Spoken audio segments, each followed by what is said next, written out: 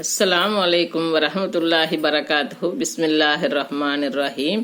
அன்பான சகோதர சகோதரிகளே, எல்லாம் வல்ல அல்லாஹ்வின் நல்லடியார்களே, இன்று நாம் காண இருக்கும் தலைப்பு ஆதரவற்றவர்களை அரவணைப்போம். சாட்சிகளை ஏற்படுத்துதல். அனாதைகளின் பொருட்களை அவர்களிடம் ஒப்படைக்கும் போது நீதமான சாட்சிகளை ஏற்படுத்த வேண்டும் என்றும், அனாதைகளின் சொத்துக்கள் விஷயத்தில் எப்படியெல்லாம் நடக்க வேண்டும் என்பதையும் படைத்த இறைவன் தன் திருமறையில் கூறுகிறான்.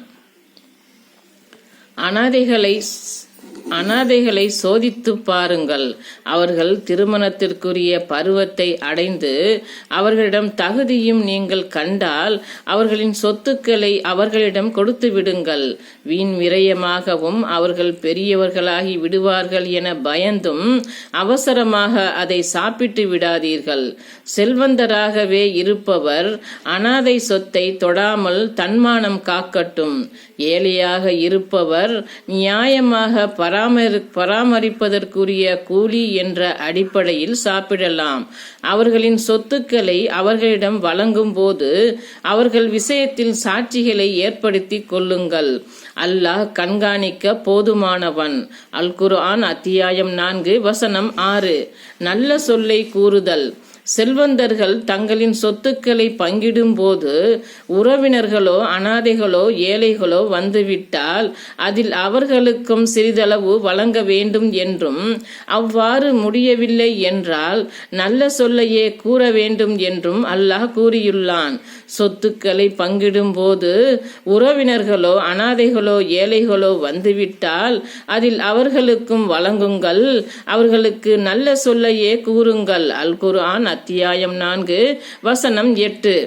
மக்கள் சிலர் இந்த அல் குர்ஆன் அத்தியாயம் 4 வசனம் 8 இறை வசனம் கூறும் சட்டம் மாற்றப்பட்டு விட்டது என்று கருதுகிறார்கள். இல்லை, அல்லாஹ்வின் மீதானையாக இது மாற்றப்படவில்லை. ஆனால் மக்கள் இதை லேசாக கருதி செயல்படுத்தாமல் விட்டுவிட்டார்கள். காப்பாளர்கள் இரு வகைப்படுவார்கள். ஒரு வகையினர் இறப்பவரின் காப்பாளர் ஆவார். இவர் வாரிசாவார். இந்த இரத்த பந்தமுள்ள காப்பாளர் தான் தூரத்து உறவினர்களுக்கும் அனாதைகளுக்கும் ஏழைகளுக்கும் கொடுப்பார். மற்றொரு காப்பாளர் இவர் வாரிசாக மாட்டார். உதாரணமாக, அனாதைகளின் காப்பாளர் இவர்தான். சொத்தை பங்கிடும் போது தமக்கு ஏதாவது கிடைக்கும் என்று எதிர்பார்த்து நிற்கும் ஏழை எளியவர்களுக்கும் அனாதைகளுக்கும் நல்ல முறையில் இன்சொல் பேசி அன்புடன் நான் உனக்கு எதுவும் தர இயலவில்லை என்று கூறிவிடுவார். அறிவிப்பவர் இப்னு அப்பாஸ் ரலியல்லாஹு அன்ஹு. நூல் புகாரி 2753. செல்வந்தர்கள் அனாதைகளை சேவையாக பராமரித்தல். அனாதைகளுக்கு பொறுப்பேற்பவர் செல்வந்தராக இருந்தால் அச்சொத்திலிருந்து ஊதியம் பெறுவதை தவிர்த்துக் கொள்வதே சிறந்தது என்று அல்லாஹ் திருமறையில் கூறுகிறான். அனாதைகளை சோதித்து பாருங்கள். அவர்களை திருமணத்திற்குரிய பருவத்தை அடைந்து அவர்களிடம் தகுதியையும் நீங்கள் கண்டால் அவர்களின் சொத்துக்களை அவர்களிடம் கொடுத்து விடுங்கள். வீண் விரயமாகவும் அவர்கள் பெரியவர்களாகி விடுவார்கள் என பயந்தும் அவசரமாக அதை சாப்பிட்டு விடாதீர்கள். செல்வந்தர்களாக இருப்பவர் அனாதை சொத்தை தொடாமல் தன்மானம் காக்கட்டும்.